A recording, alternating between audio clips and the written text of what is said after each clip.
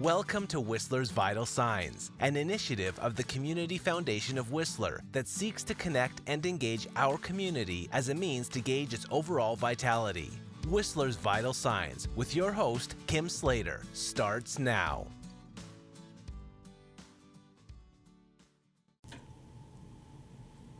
Nelson Mandela called it a powerful weapon for change. Malcolm X declared it a passport to the future.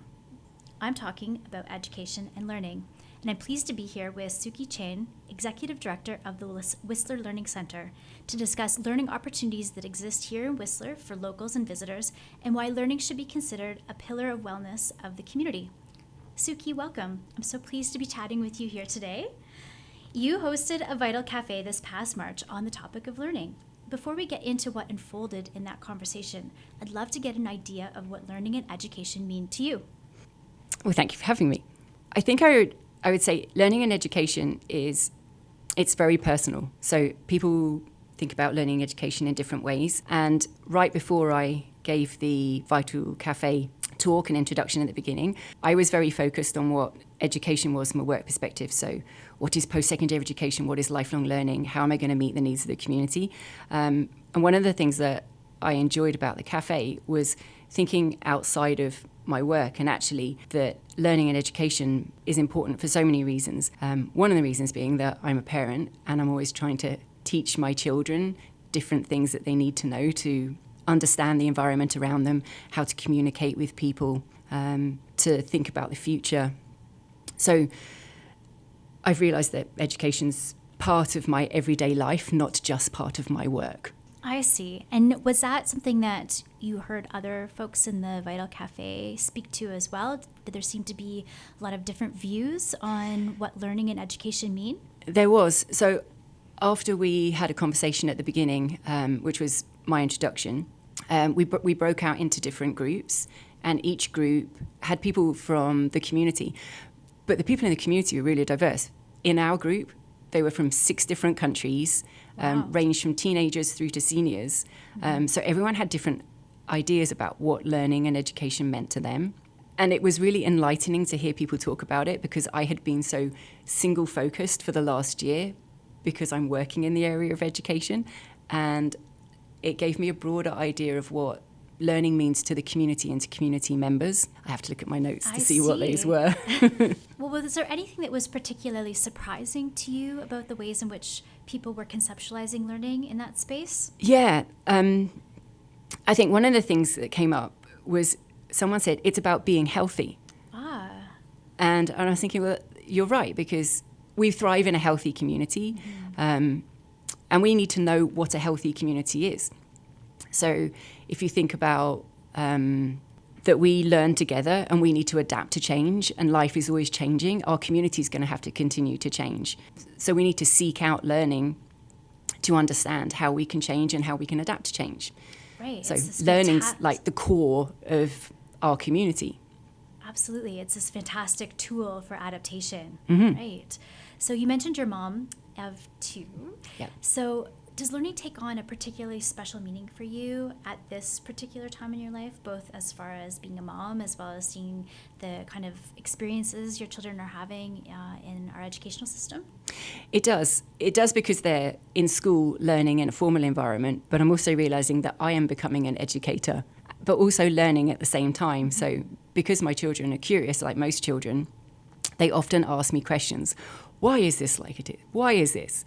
And I'm having to go and learn why things are the way they are in order to help educate my children. So all of a sudden, I've become this informal teacher that I didn't ever plan to be.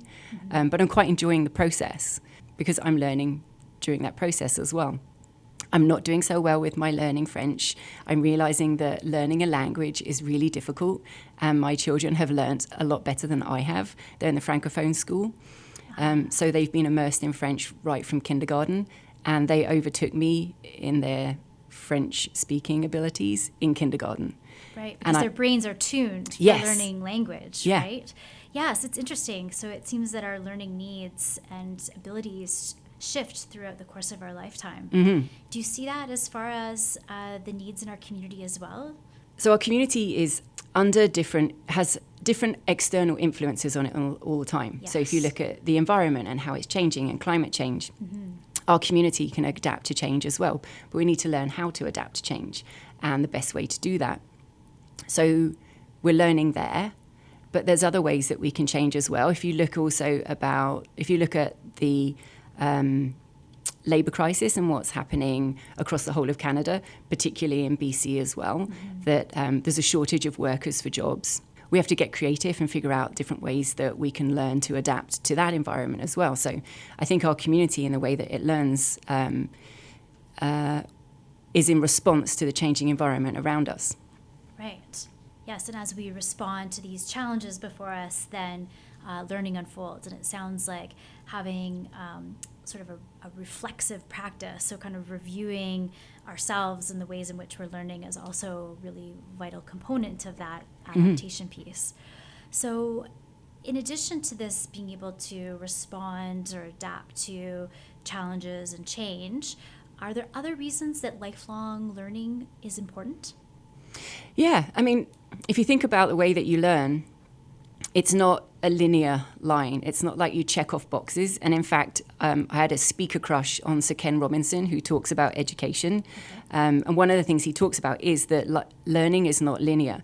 And while we're used to following a path of school, university, and life being linear, in fact, what we need to learn at different times of our life changes depending on where we are in our life. So at school, you need to learn in one way, but when you start to work, you're going to learn perhaps differently or for a different reason. So there might be a skill that you need to acquire. So you're going to learn in that way. And then the same within our community. So I did a community development course with Capilano University about 6 or 7 years ago. And one of the things I was trying to learn about was my community and how I could contribute to my community as an immigrant, because I'm British and had recently sat my citizenship test. And the judge talked a lot about volunteerism. Oh, that's interesting. And the importance of volunteering within your community. And an opportunity arose where I could participate in this community development course. And it resonated with me because I really enjoy, I guess, the phrase being community development. I didn't know that at the time. I just like helping. So it gave me some tools on identifying how you can help within a community. Are there benefits both to the person doing the learning as well as perhaps to other people in their lives or to the community at large? Having people involved in educational opportunities, or if you see learning being a component of community development, that there's obviously some value going back into the community with having learners engaged in that way? Yeah, I would like to talk about came up in the Vital Cafe, was where people talked about families and not having their families around. And if you don't have grandparents locally, usually you would reach out to your parents or your grandparents where you want to find out something. Yes. But where you don't have those people around, that type of informal learning, so the different from school learning that's very formal and it's in a formal environment, Yes. that learning that happens just within a family or within a community is missing. So there are opportunities to learn from other people around you and from your community and linking people up. So I am interested in how well you think Whistler's doing at servicing the learning needs of the entire community. Yeah. So in thinking about the different types of learners in our community, as well as what their particular needs might be at different moments in their life, how well do you think Whistler's doing in terms of really addressing those needs? We are doing well with addressing the needs of our community. We've got lots of schools here who are addressing the needs of the younger members of the community, and then lots of summer camps and after-school programs that look at the environment and sports and education, music, culture. There's lots of different opportunities for youth. And then we do have lots of learning opportunities as well for people who are interested in lifelong learning. There's partnerships between the Whistler Library and Quest that offer talks about different subjects. We've got the Chamber of Commerce who offer lots of training for the workplace. And then we have international schools offering all sorts of recreation and English learning opportunities as well. One gap in the market that we have is for post-secondary education. Mm-hmm. We don't have any within Whistler. And that's what the Whistler Learning Centre is trying to address by partnering with institutions to bring courses to Whistler so that we can remove some of the barriers to education. We know that time, travel, cost are the barriers to education in Whistler. Right. So typically, if you're going to study a post-secondary course, you're going to leave Whistler, you're going to leave your community, your support network, in order to go and pursue education. So one of our goals is to bring educational courses to Whistler so that you can remain within your community while you learn. I see. Which hasn't been an option up till now. Okay, and that's something that the Whistler Learning Centre is providing. Maybe you can tell me a little bit more about the centre and your role. Mm-hmm. Well, the name centre is a bit of a misnomer. We're a virtual centre, so we're a virtual entity. We're a charity with the goal of bringing lifelong learning opportunities to Whistler and also promoting lifelong learning opportunities that are here. We were formed in 2015 as a non-profit and gained charitable status last year. And we're working on a number of different projects, post-secondary education being one of them, and the one that's in my head at the moment because we partnered with BCIT to bring some business and leadership courses to Whistler in September. So we're, 2 months out from the first courses running here. It's very exciting. It is, yeah. And it's a pilot, so we'll see how that goes. We've spent the last year engaging with the community in focus groups and through online surveys and through face-to-face conversations to learn what the needs are within the community in the area of business and leadership. What are some of those needs? So we know that the workforce is, under stress in that there's not enough people within Whistler to fill all the different jobs that are here. Mm-hmm. So employers are having to get creative and figure out how they're going to retain the staff that they have and also attract new staff. So one way that they can do that is to provide education and training to the staff that they have so that they can promote from within and build their business with the staff that they have. So creating that knowledge within their own workforce. And that's also building the Whistler knowledge and the Whistler workforce as well. So we're raising the knowledge of our community. That's really encouraging to hear that employers are seeing that as being a really valuable offering that they can provide. Really seems to be something that would build the capacity of our local community and also take away some of that cost burden from folks who want to expand their repertoire of skills and knowledge. Mm-hmm. That's really exciting. So how many students would you say are taking advantage of some of the center's offerings? Well, we haven't started yet. So our goal is to maintain the philosophy that BCIT has, which is small class sizes. So if we were to have a class size of, say, 10 students, mm-hmm. that would be perfect. We can accommodate up to 20 to 25 in the classes, depending on the instructor and the subjects. So we can meet the needs of a large number of the community through the courses that we have here. We're running 6 courses. So often we think about learning as far as an individual exercise. But this really seems to place learners in the context of their community and the interactions that they're having with others. Was that something that came up in the Vital Cafe in thinking about how our community could be a learning community? Definitely. And I remember one of the conversations was about if we can learn, then we can steward.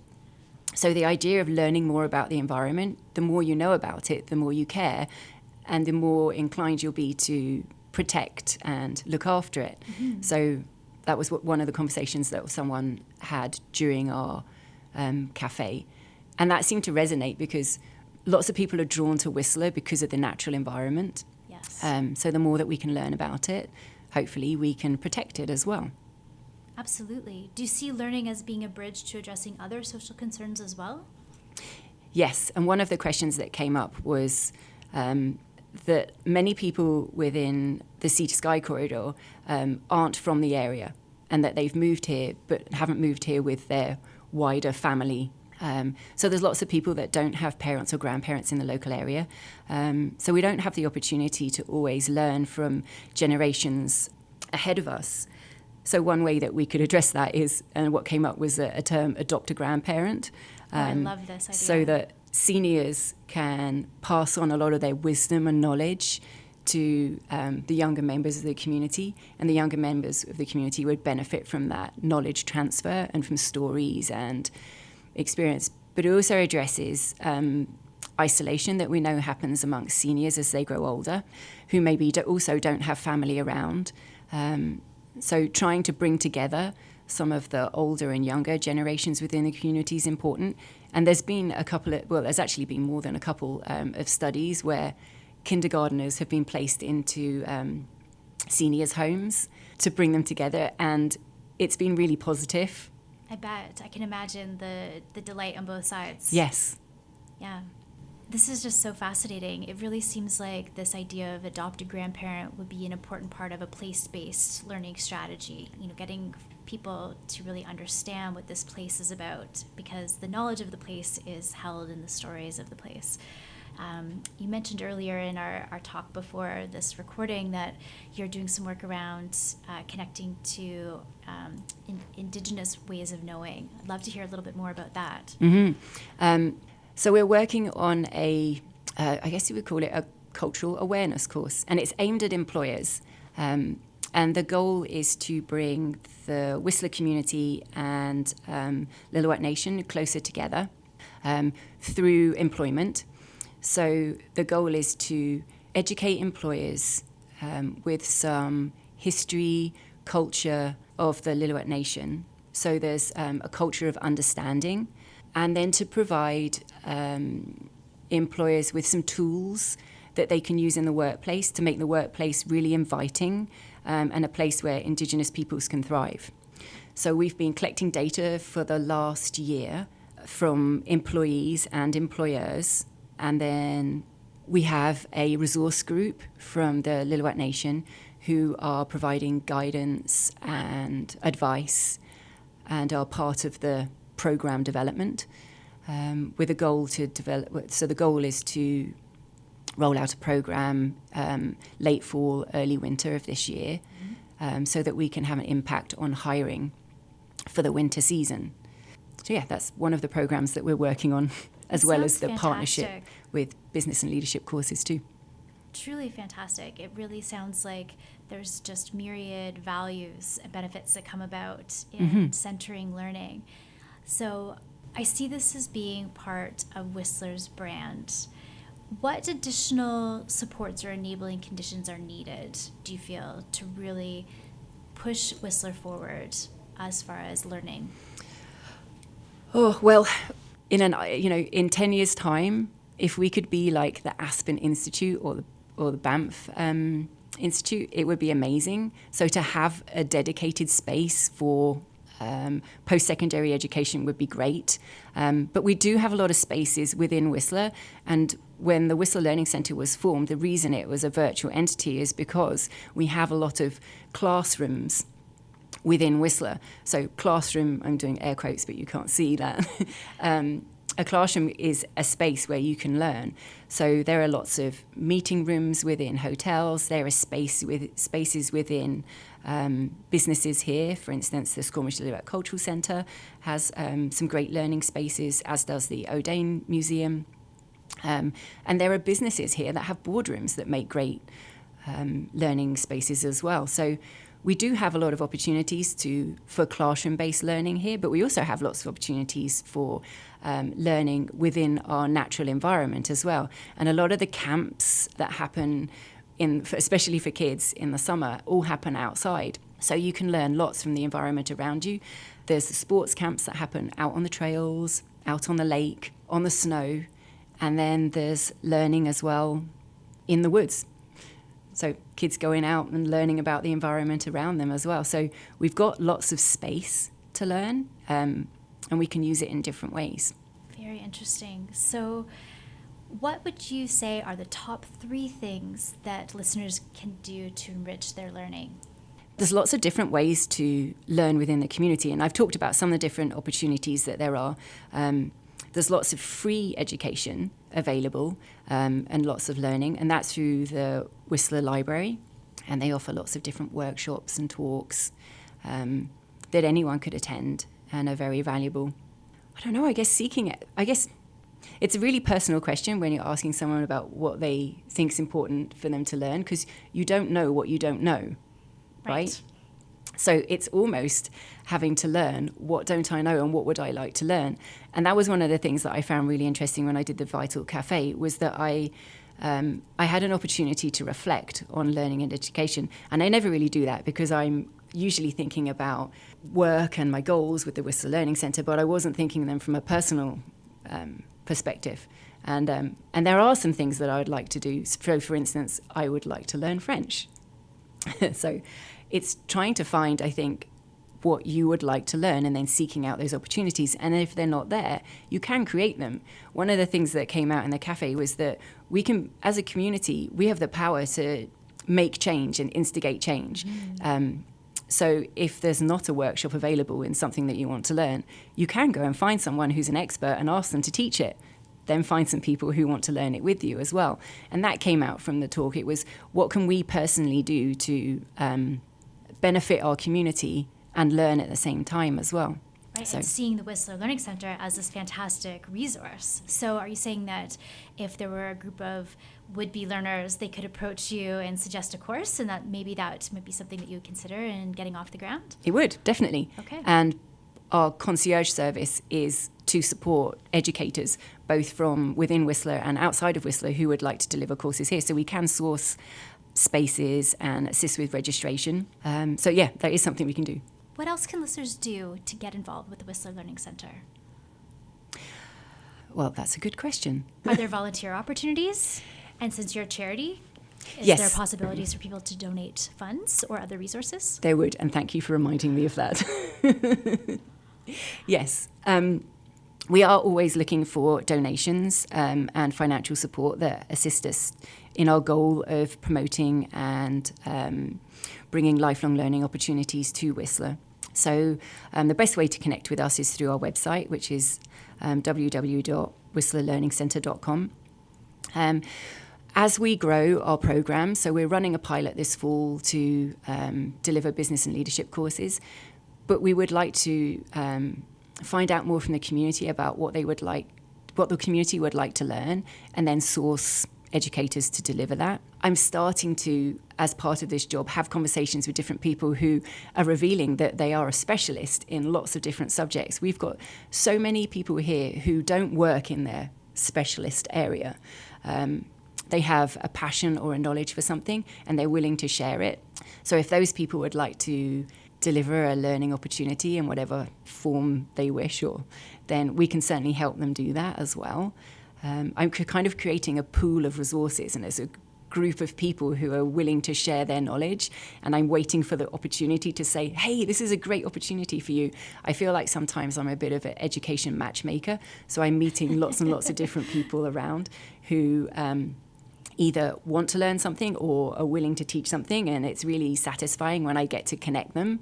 And that's a service that the Whistler Learning Centre provides, and I provide as the member of staff. So I'm really enjoying making those connections within our community because I can see that really benefiting our community as well. I think so too. We're going to leave it at that today. Thank you so much for your time today, Suki. I've learned so much. I think my top 3 takeaways are this idea of learning as a tool for adapting to change, the importance of sharing our knowledge in community, and the endless learning opportunities that exist here. It's a really, really exciting place to be, and I'm so excited to see where the Whistler Learning Centre will go over the next few years. You've got lots of exciting things on the horizon, I think. If you've enjoyed this podcast, you can visit the Community Foundation of Whistler at www.whistlerfoundation.com. There you will find other podcasts in this 9-part series. As well, you can read the Vital Cafe blogs. And like all good things, this edition of Whistler's Vital Signs has come to an end. Please be sure to turn on your notifications and join us for our next installment. Whistler's Vital Signs is a podcast series developed to help distribute the facts and findings as contained in the annual Vital Signs Whistler Report and related programs. For more information on Whistler's Vital Signs, please visit the Community Foundation of Whistler online at whistlerfoundation.com. Whistler's Vital Signs podcasts are brought to you by the Vancouver Foundation, the Community Foundation of Whistler, and 101.5 Whistler FM.